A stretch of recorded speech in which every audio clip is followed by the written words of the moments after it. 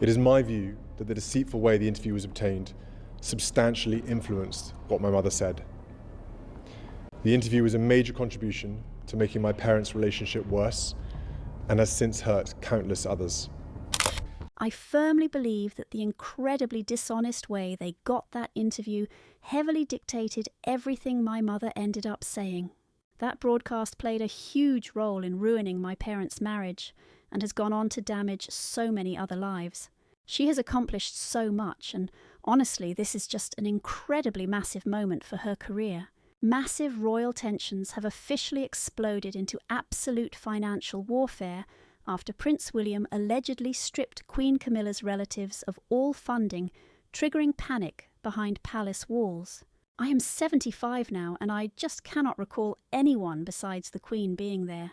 This stunning move happened right after Camilla's former husband dropped major bombshells that completely rattled the entire royal family and threw a massive dark shadow over the Queen Consort's secret past, proving that network staff used forged documents and lied to secure that interview with my mother. They fabricated wild stories about the royal family preying on her worst fears and fueling total paranoia, leaving people absolutely furious and determined to protect the crown. William's sudden move was highly strategic, not just personal. But what secrets did her former husband actually expose to provoke such an extreme response? How will this disrupt the royal family's incredibly fragile power balance? The absolute truth behind this massive feud is completely staggering. I am utterly hopeless because I was such a terrible actor back in school, and honestly, I have never managed to master the art of impressions. Long before sunrise, well before the very first morning light could touch the palace gardens or reflect off the grand windows of the royal estate, a very strange and unsettling energy started brewing behind those massive, towering stone walls. An anxious whisper began spreading among the palace staff, barely audible at first, like wind rustling softly through dry leaves. But this was not typical morning gossip. Thick tension filled the air, the exact kind that forces people to lower their voices and glance over their shoulders. In the beginning, nobody took it seriously. After all, the royal family was never a stranger to constant gossip. Scandals swirled around them constantly, wild, shocking, and highly absurd. Most of them simply faded away, completely forgotten in a day. But things felt entirely different this time. The quiet rumours did not fade. They grew louder, sharper. By the time the morning sky began to glow with the colours of sunrise, the entire palace was reeling. What started out as a faint whisper had transformed into absolute thunder. Prince William had officially signed an executive order severing every single financial tie between the royal family and Queen Camilla's entire extended relatives. And it was not subtle at all. There were no polite pauses for review, no quiet freezing of accounts. This was an incredibly clean and brutal break, a resolute decision that instantly sent shockwaves straight through the heart of the British monarchy. Gone forever were the secret monthly allowances that had mysteriously disappeared into complex bank transfers. Gone were the massive maintenance grants used to keep specific family homes polished and immaculate. Gone too were the funds masked as charitable donations but widely known to finance personal luxury lifestyles. With one swift stroke, the money completely stopped. The mainstream media did not hesitate for a second. Before the paperwork was even dry, massive headlines were everywhere blaring from television screens and morning newspapers. Prince William cuts off Camilla's family. #Royal Rift, #Crown Control. Eager news anchors and popular morning show hosts immediately jumped on the breaking scandal with almost childlike excitement. The burning question on everybody's lips was exactly the same: why now? What on earth could have pushed Prince William to make such a bold and incredibly public move? Speculation quickly spiraled out of control. Many believed that he had simply grown tired of all the shady backroom deals and quiet negotiations happening behind closed doors. Others argued he was boldly signalling a completely new era for the royal family. An era that valued transparency, real honesty, and very clear boundaries regarding who actually belonged inside the palace walls. But the absolute most shocking theory suggested he had unearthed something far darker, a highly explosive and dangerous secret that simply had to be confronted head-on. For days, the whole country buzzed with endless theories, while social media was completely ablaze with heated debates and breathless guessing. Old family photographs were carefully studied and every single detail examined for hidden clues. Royal experts and seasoned palace insiders were rushed onto virtually every talk show to weigh in as the suspense built like a rising tide. Just when it seemed like the tension could not possibly get any sharper, the big moment everyone had been waiting for finally arrived and the truth emerged. Not through some official statement or a carefully drafted press release, but rather in a major leak, a single audio recording, clear and unmistakable, confessing to something that was never meant for the public to hear. It was something so incredibly shocking that it began unravelling decades of polished royal image crafting. With that single tape, the delicate threads holding the royal family's highly curated facade began to snap one by one, while the entire world watched in absolute shock. What really drove Prince William's sudden decision to cut off Camilla's family funds? Did he stumble upon a highly shocking discovery? Did he hear some secret? Let us find out what prompted this action. This was the confession that detonated the palace. The spark that ignited this massive royal scandal was an old voice, heavy with regret and edged with deep, long-held resentment. On a quiet evening in his cosy Wiltshire home, Andrew Parker Bowles, Camilla's former husband, decided that it was finally time to unburden his incredibly heavy heart. He settled deep into his worn leather armchair, battered by decades of quiet contemplation, and tightly held a small recording device in his trembling hands. At the start, he simply wanted to leave behind a few private memories for his children, helping them navigate the incredibly messy, complex history of their famous family. But what started out as a harmless trip down memory lane quickly transformed into a devastating confession capable of shaking the entire royal household to its very core. His gravelly, steady voice did more than just hint that Camilla had once been unfaithful. A single shocking detail powerful enough to trigger a massive media storm. Instead, he peeled back dark secrets that no outsider had ever dared touch before exposing things long buried beneath their polished public smiles. What he laid bare in that shadow-filled room went far beyond what anyone expected. His confession was not merely gossip. It was the kind of explosive historical truth that could rewrite the entire royal narrative forever. Andrew claimed that Camilla had not only fallen deeply in love with another man, but had quietly built a massive hidden empire over several decades. This was no simple, short-lived affair of the heart. It was a highly calculated, deliberate scheme, delivered with the absolute precision of a man who had replayed these memories over and over. He described exactly how she constructed a complex maze of secret trusts, offshore companies, and sketchy charities. These were never acts of charity. They were clever hidden tools used to funnel massive wealth directly into the hands of her closest allies, securing her private influence far beyond what anyone imagined. He painted a vivid picture of a woman whose gentle laugh and warm eyes masked a truly ruthless ambition. A clever woman who learned to bend every single rule to her absolute advantage. She was doing far more than keeping a secret romance alive. She was spinning an intricate web of raw, power-trapping experienced palace courtiers before they even realized it. Then came the devastating words that would echo through the grand halls of Buckingham Palace like a cold funeral bell. "The entire kingdom," Andrew whispered into his recorder, his voice rough with exhaustion, "is living a massive lie." Those 5 shocking words completely shattered the fragile calm that the royal family had struggled for decades to maintain. By some strange twist of fate, or perhaps by deliberate design, the recording did not stay locked away. Within hours it slipped directly into the hands of a journalist desperate for the biggest story of the decade. Suddenly the recording was everywhere. News sites blared the shocking revelations in massive headlines. Popular podcasters and social media influencers immediately dissected every single sentence. debating which businesses were real and which names were secret codes for deeper cover-ups. Encrypted chat groups quickly traded the transcripts like forbidden contraband.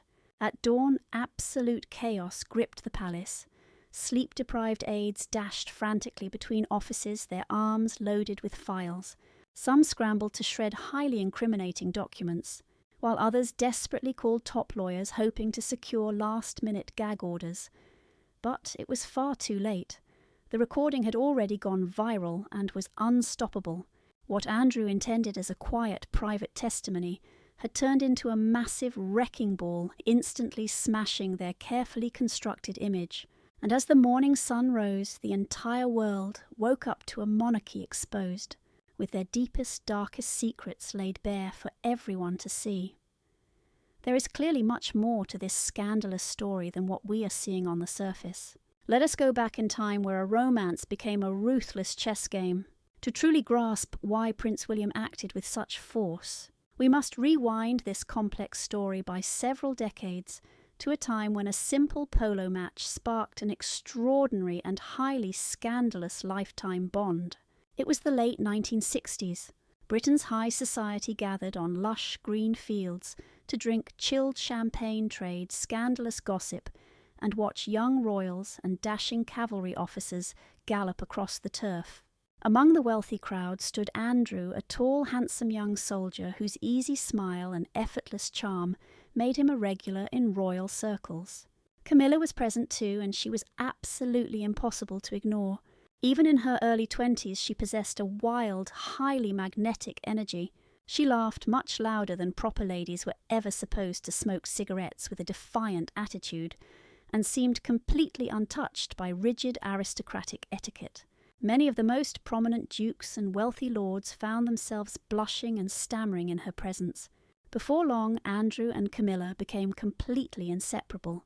To everyone watching, they were the ultimate golden couple floating far above the strict expectations of high society. When they finally got married, the newspapers celebrated them as the exciting new face of modern aristocracy, youthful, incredibly glamorous, and deeply devoted to each other.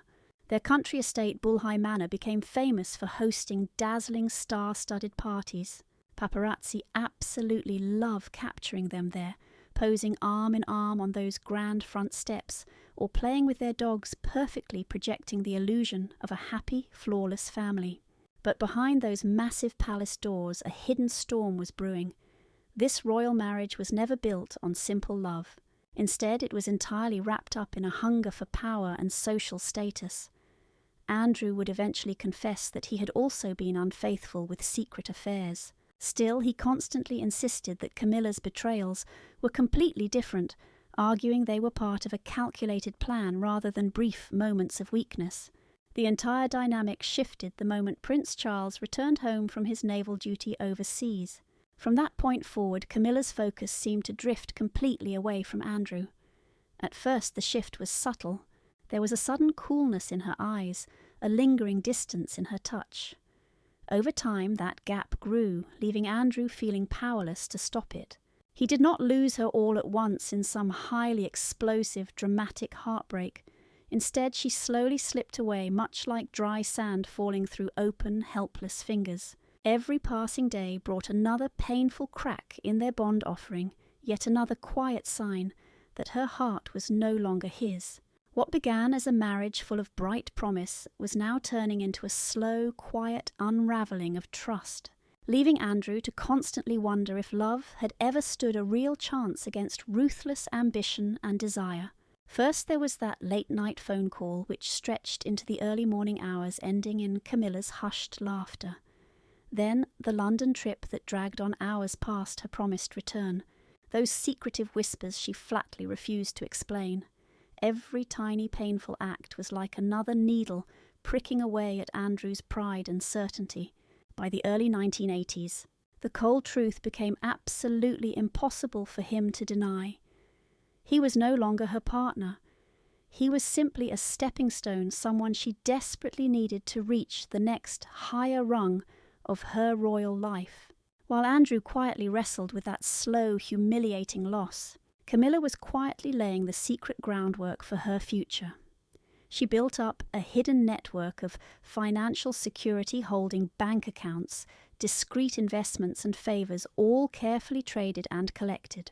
It was all hidden right in plain sight, invisible to those charmed by her warm smile, and she was incredibly patient. She knew a day would eventually come when she would need that financial safety net more than ever, and she was absolutely determined to be ready. Trust Prince William, with his highly meticulous nature, to dig much deeper. He didn't simply dismiss or jump on the raw information he was given. Instead, he meticulously verified and researched every fact. However, his reaction after receiving that report was completely unexpected. How did he actually react to the findings? Let's find out. This was the prince who refused to look away. Several long years had passed before Prince William finally received the thick final audit report designed to either confirm or completely disprove Andrew's highly explosive claims. As he flipped through those pages, his hands began to tremble. Every single figure was more shocking than the last. Page after page revealed a staggering, dark truth. Millions of pounds had been quietly transferred every single year from the royal treasury straight into the deep pockets of Camilla's extended family. Technically, it wasn't illegal. Absolutely no laws had been broken. But to William, this arrangement felt completely indefensible. How could this have been allowed to continue hidden right in plain sight? Once found, this discovery sparked a fierce, raging storm inside the old palace walls. Top advisors gathered in tense meetings, their voices rising until they bounced off the gilded ceilings. Some councillors urged extreme caution. They warned that suddenly cutting off the funds would look exactly like a personal attack on Camilla's family. It was a move that might shatter what little unity remained in the royal household. The gossip tabloids, they warned, would seize the story and twist it into proof of William's bitterness. Yet others felt just as strongly in the opposite direction. If he failed to act now, they argued he would be accepting decades of quiet corruption. He would be showing the highly sceptical public that nothing had truly changed, and that the crown still protected its own, no matter what. The intense debate raged for days. The heavy tension was so thick it pressed on everyone's chest. William could hardly eat or sleep. Every single time he closed his eyes, he saw those numbers, feeling the immense weight of past generations, watching him, waiting to see if he would prove worthy of the crown or crumble under it. One evening, while angry crowds gathered beyond the palace gates and the global media waited for an official statement, Catherine found him standing in the dim hallway. Though she herself was heavily weakened by illness, she gently reached for his hand. Her voice was incredibly soft but steady as she spoke those words that would finally cut through all the noise in his mind. "Do nothing in anger," she whispered, looking straight into his eyes. "But do not do nothing." Those powerful words struck something deep inside him, triggering a memory of his mother Diana and her belief in standing up for what was right, no matter how painful. Later that night, long after midnight, William slipped quietly into his late mother's study. The silent room smelled faintly of old books and dried roses. He carefully set the audit dossier on the heavy wooden desk, right beneath Diana's portrait. Her kind, gentle eyes seemed to follow him as he paced back and forth. All around him the cold faces of former monarchs stared down from their frames. A few faces looked stony, while others seemed downright miserable. Letting out a heavy sigh, William stopped pacing around the room. The massive weight of this critical decision pressed hard against his chest. There was absolutely no turning back now. He slowly sank into the leather chair, picked up the pen, and stared blankly at the official paper on the table. For a brief second his hand shook with hesitation. His mind raced with old memories and scary consequences, but with sudden fierce determination and one sharp stroke he signed his name. It was finally done. From this exact moment, every single penny of financial aid to Camilla's family would be stopped completely and without warning. A quiet storm had officially begun. This revelation ripped open painful scars that the royal family had desperately tried to forget. It dragged up ugly memories of the Camillagate that rocked the monarchy over 30 years ago. Let's look closely at what actually went down during that crisis. It was a massive disaster that rocked the British crown. Tampongate, also known as Camillagate, became the most shocking royal scandal of the 1990s. The whole mess started with a highly private, intimate phone call involving Charles, the Prince of Wales, who would eventually become King Charles III, and his lover, Camilla Parker Bowles, his secret longtime mistress, who has now become Queen Camilla. Even though the recording was made in December 1989, it took 4 whole years until January 1993 for British tabloids to leak it on their front pages, triggering a massive media frenzy. This explosive audio tape was no ordinary eavesdropping. A random radio hobbyist using a high-powered scanning device accidentally intercepted their private 6-minute chat. Charles was relaxing at a friend's grand country estate while Camilla stayed at her own house. Their playful, flirty banter quickly drifted into deeply personal territory. During the call, Charles infamously joked about wanting to be so close to Camilla that he could actually live inside her trousers, even going so far as to say he might reincarnate as a tampon. That incredibly bizarre comment instantly turned the future king into a laughingstock, sparking endless jokes and late-night television skits. The timing of this leaked tape hitting the media could not be worse. Only weeks earlier, Charles and Princess Diana had officially announced their separation to the British Parliament. Already battered by rumours and high tension, the royal family now faced a level of humiliation they had never experienced before. The ruthless press painted Camilla as the wicked villain who wrecked Diana's beautiful fairy tale marriage, while Charles's reputation took a devastating hit. Almost overnight, public perception shifted from seeing him as a dignified royal heir to viewing him as a deeply awkward, unfaithful husband, trapped in a highly embarrassing scandal. Ken Worf, who served as Princess Diana's personal bodyguard, later wrote in his book Guarding Diana that the reaction inside the palace was brutal. Devoted supporters of the monarchy were left completely stunned. Some even questioned if Charles was truly fit to rule as their king. Diana herself was reportedly completely horrified and disgusted, repeating over and over that it was just sick. But there was far more to this sordid story than simple tabloid headlines. William Rees-Mogg, who served as the highly respected editor of the Times, publicly wondered if British intelligence was involved. He pointed out that this was the 3rd private call involving royals to leak to the newspapers. Just before the Tampongate scandal broke, there were 2 other major leaks. One tape captured Diana talking with her lover, James Gilby, which was mockingly dubbed Squidgate, and another revealing conversation between Prince Andrew and Sarah Ferguson, the Duchess of York. Rees-Mogg believed these were no accidents. He speculated that MI5, Britain's domestic security agency, might have been secretly recording the royal family under the cover of protecting them only for someone to leak those private tapes to the public later. Whether these recordings were the result of deliberate espionage or just opportunistic eavesdropping remains an unsolved mystery.